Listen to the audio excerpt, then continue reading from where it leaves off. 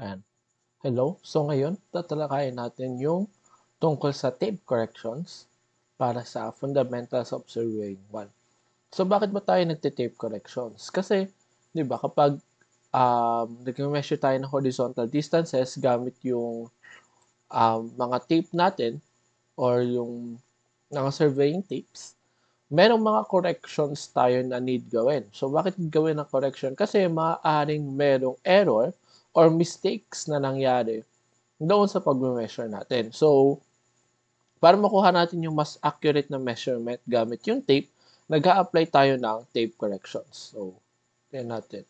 Tape corrections. Tape corrections for the measurement of horizontal distance are adjustments made to account for various factors that can affect the accuracy of tape measurements in surveying. Katulad nga na sabi ko, kaya nagkakaroon tayo ng tape corrections ay para magkaroon ng adjustments at ma-account for yung mga factors na nakakaapekto sa pag-measure natin ng horizontal distances ng surveying. So bago yon, tignan muna natin yung mga common errors and mistakes na nangyayari kapag nagti-tape correction tayo. Errors in measurement of distances. Una, tape not standard length. Ibig sabihin, hindi standard yung length na ginagamit natin. For example, ang 1 meter ay ganito lang. Ganyan lang yung 1 meter, di ba? For example lang, 1 meter yan. Pero yung nakalagay sa tape mo ang 1 meter, ganito. So, ibig sabihin, meron kang discrepancy dito. No. Ibig sabihin, hindi standard length yan. Sunod, imperfect alignment of tape. Siyempre, kapag nag-alam natin to, kapag nag-measure tayo ng tape, hindi pwedeng nagsimula ka this part, mag-e-end ka dito. Kumbaga, pag ganyan yung tape mo, nakaslant, di ba? Kailangan yung tape mo, straight lang siya. Di ba? So, ayan din, imperfect alignment of tape. Kasama din yan. So, isa pa ay yung tape not horizontal. Kasama rin yan doon sa sinabi ko na maaari lumiko yung tape, no? Habang nag-measure tayo. And then, tape not stretched straight.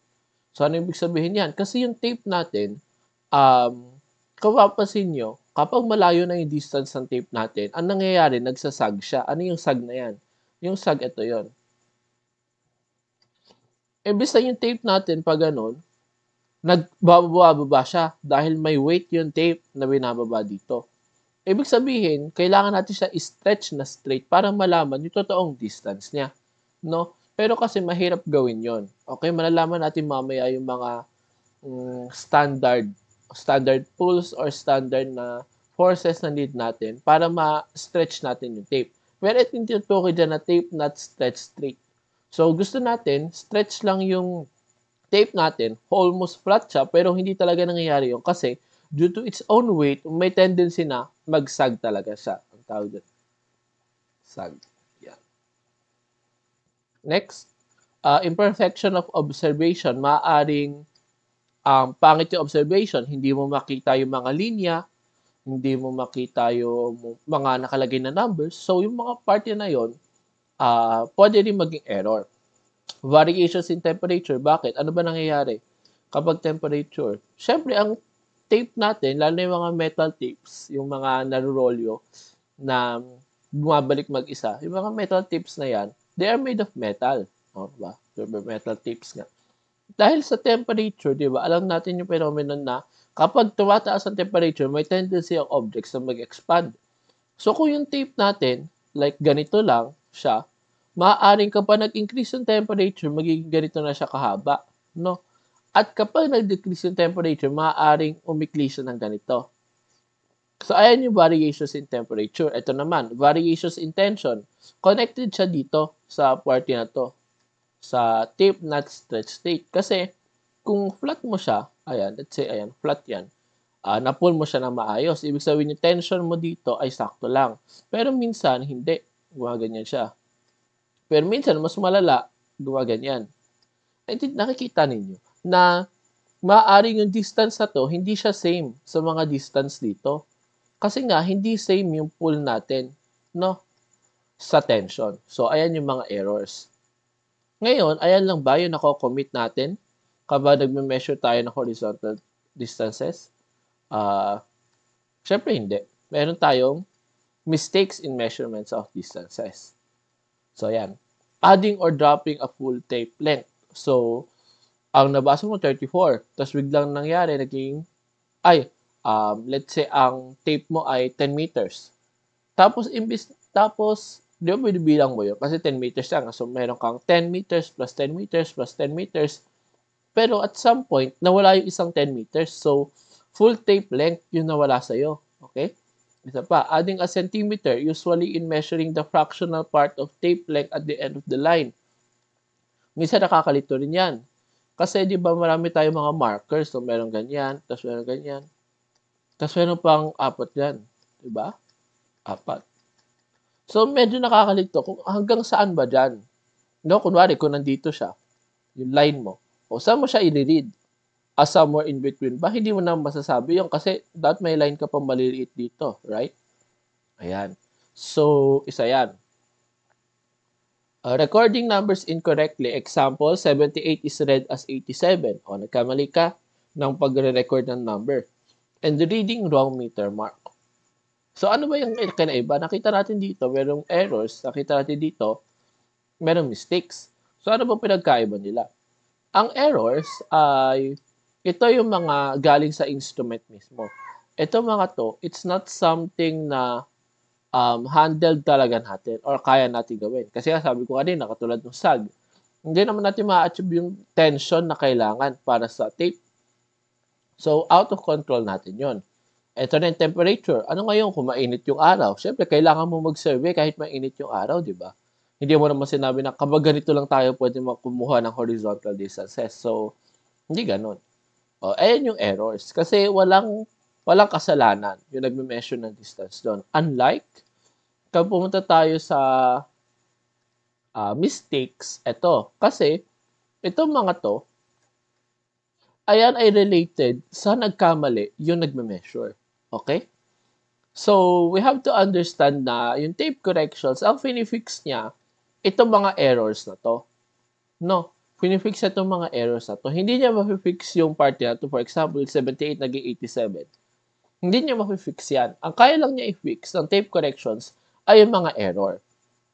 Okay, yung mga kasalanan ng equipment. O yung wala tayong say kung ano nangyayari. So, ayun yun.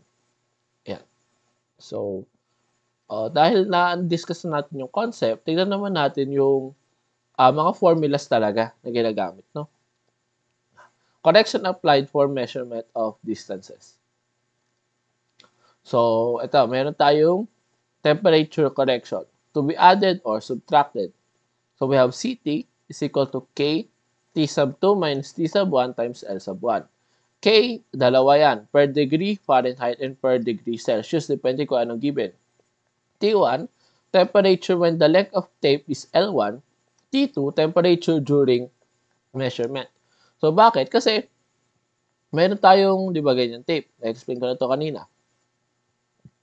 May tape tayo. Kapag uminit, haba siya. Kapag lumamig, iikli siya. No? Ibig sabihin, depende sa pag-measure mo ng, pag-measure mo ng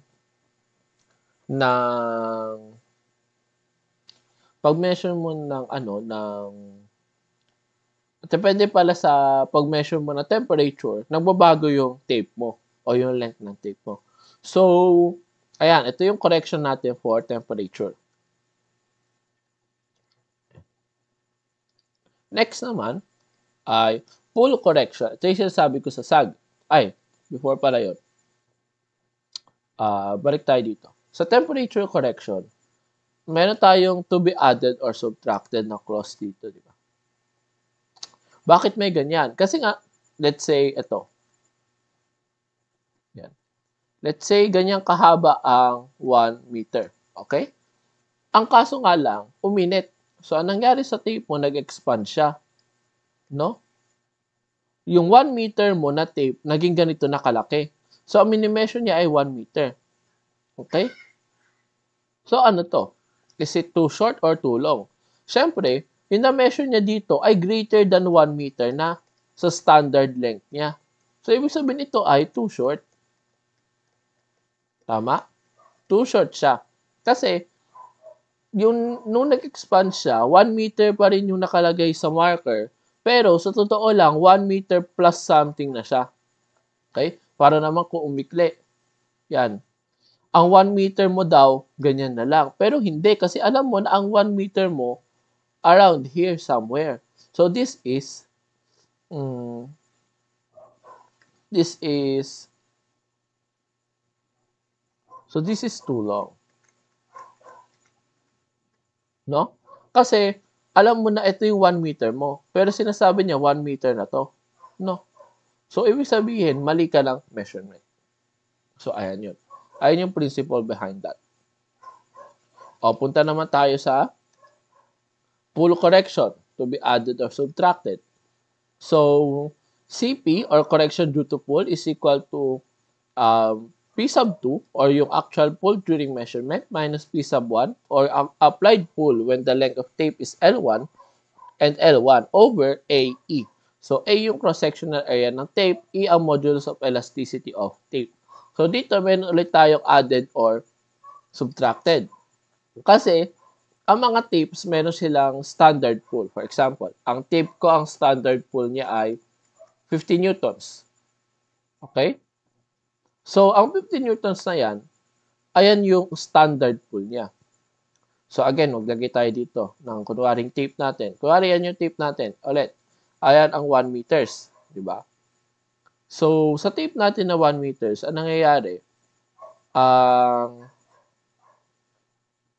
sa tape natin na 1 meter, ang ano natin, kapag pinupull natin siya ng mas malakas, ang tendency niya ay mag-stretch, no? So, parang katulad siya dun kanina. So, yung 1 meter mark mo, nandito na. Pero alam mo, sobra siya, no? So, yung measurement mo ay too short.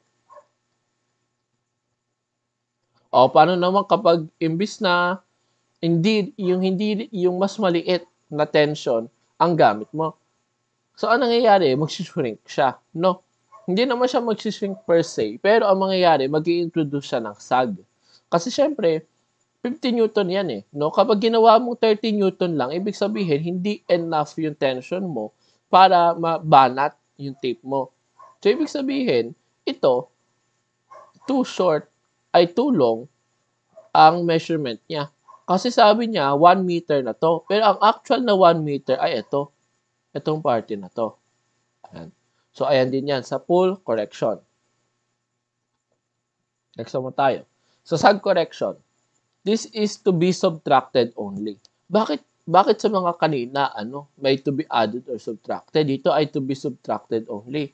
Bakit? Kasi, ang nangyayari, sa sag, di ba napakita ko na ito yung tape natin, for example. Ang sag, ito yan, magka-curve siya. Kapag hindi enough yung pull na ginawa mo. Ano napapansin nyo? Dito sa case na to, sa case na yan, laging tulong yung measurement. No, tulong to. Too long. Ito ay too long. Bakit? Kasi ito yung 1 meter mo, for example. Pero sabi dito sa pagkasag niya, ito na daw yung 1 meter mo, which is wrong. Kasi alam mo na dito pa siya. No. Alam mo na dito pa siya, alam mo na dito pa siya. So ito, na 1 meter daw to, that is too long. Kaya sinasabi na, to be subtracted only. Wala ka naman nakikitang sag na, na hindi ganyan yung kurba. Ang tendency talaga ng sag, mag-shrink siya. Kapag hindi na siya nag-shrink, edi babalik tayo dito. No? Dito sa added na part ng correction due to pull. Ayan. So, ayan yung principle niyan. So, ang formula nun ay sag correction is equal to W squared o yung weight of tape in pound per foot or kilogram meter. So, nag-iiba-iba kasi yung formula natin. Depende kung ang given ba sa atin ay, let's say, pound per foot or kilogram per meter. Bakit? Kasi syempre, for example, meron kang tape na ang length ay 10 feet, no? Tapos ang sinabi, ang weight daw niya in pound per feet, let's say 20 pound per feet. Ibig sabihin, alam mo na yung weight ay need mo pa i-multiply, no? Pero yung weight dito, sa specific formula na to, ay yung weight ng tape in pound-foot or kilogram meter. L is the unsupported length of tape, and P is the actual pull or tension applied. So dito sa pull, medyo may mga need tayong gawin. Bakit? For example, ang tape natin ay 30 meters. 30 meters. Nagbe-measure tayo ng distance na 100 meter. So kung 30 meter lang yung tape natin, ang mangyayari dyan, need muna natin i-measure yung 30 meters, di ba? Para yan. Ayan daw yung unang 30 meters.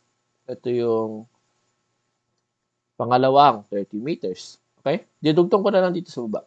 Ito yung pangatlo na 30 meters. Okay, so meron ka ng 30 meters. 30 meters. Well, before correction pa to ha, kasi i-correct pa natin ito due to sag. Tapos, ang tira mo na lang ay 10 meters, di ba? So, mangyayari, gaganito mo. 10 meters. So, ano ibig sabihin yan? So, ang ibig sabihin yan, yung sag correction natin, nag-a-apply siya every unsupported length of tape. So, ibig sabihin, may sag correction ka dito, may sag correction ka dito, may sag correction ka dito, tapos may sag correction ka dito sa 10 meters. So, hindi sinasabi na ang L mo lagi ay yung full length ng tape. Note dito na yung unsupported length ng tape yung gamit natin. Ayan. So, ayan yung principle niya. Meron din mga cases sa exam na ang ginagawa naman, ang tape ay hinahati sa parts. So, meron kang 50-meter tape. Pwede yung tape mo daw itsura ganito. Meron kang ayan. Meron kang 30 meter daw dito, 10 meter daw dito, ay 15. 15 meter daw dito, 5 meter daw dito. So, 50. Ibig sabihin, ganyan daw lagi tape mo. Ganyan yung itsura. No?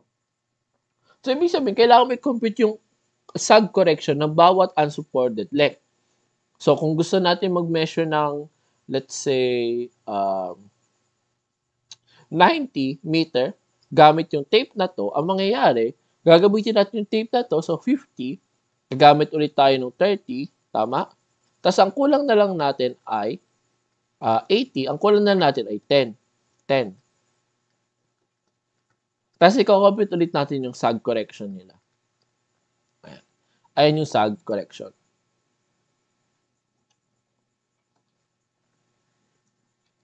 Next at last ay slope correction. Meron tayong mga ano na need natin kuhanin yung horizontal distances. For example, kapag naman kasi nagme-measure tayo, let's say, meron tayo slope, diba? Ayan. Ayan yung slope natin. May tao dito, no? Ayan, may tao. Kasi ito may tao. Normally, kapag nag-measure tayo ng tape, nag-aano tayo so that kapag nag-measure tayo ng tape, pa ganun, ang distance nito sa baba ay equal sa distance nito sa baba. Tama? Mahirap yan ipantay na pa ganito. Mahirap. Kasi nga, hindi mo naman alam yung slope. So, ang gagawin mo na lang para ma-account for yung slope ay same kayo ng distance or elevation mula sa taas. Pero may cases na, ang nakuha natin dito, itong distance na to. Or yung S natin, yung slope. E paano kung gusto natin makuha yung horizontal? Paano kung ito natin gusto makuha? Yung H natin. No? So, doon natin makukuha itong slope correction. So, CS is equal to H squared over 2S. And then H, o yung hinahanap natin na horizontal distance or the corrected distance is equal to S minus CS. Yung S yung inclined distance at yung H naman yung difference in elevation at the end of the tape. So, ito yun. Ayan yung H. So, bakit nakalagay dito? To be subtracted ulit. So, remember, sa right triangle natin, C, A, B. 'Di ba? Alam natin na yung C sa right triangle, lagi siya mas malaki kay A tsaka kay B. No? So yung nakukuha natin na distance, kapag kinukuha natin yung slope, mas malaki siya compared sa kapag kinukuha natin yung A tsaka yung B o yung horizontal tsaka yung vertical. So, yan yung ano ng slope corrections. So, ano ba to? Normally, kapag mag-e-exam tayo, yung mga problems na ma-encounter natin, sila yung combined, no? Rare lang yung problems na isa-isa sila. So, magkakasama talaga sila. Kasi sa real setting, magkakasama talaga sila na magkakasama talaga sila na exist. So, ayan. Rules. Tape tulong. Add correction when measuring distances. Subtract correction when laying out distances. So, meron tayo dito. So, di ba meron tayong mga ginawang correction kanina, yung plus, minus, plus, minus. Dito, kapag ang tape natin ay tulong, at kapag measuring distances, gagamitin natin na i-add natin siya. Opposite naman kapag laying out distances, isusubtract natin. Kapag naman too short, isusubtract siya sa measuring distances at i-add sa laying out distances. So, yan lang yung rules na tatandaan nyo.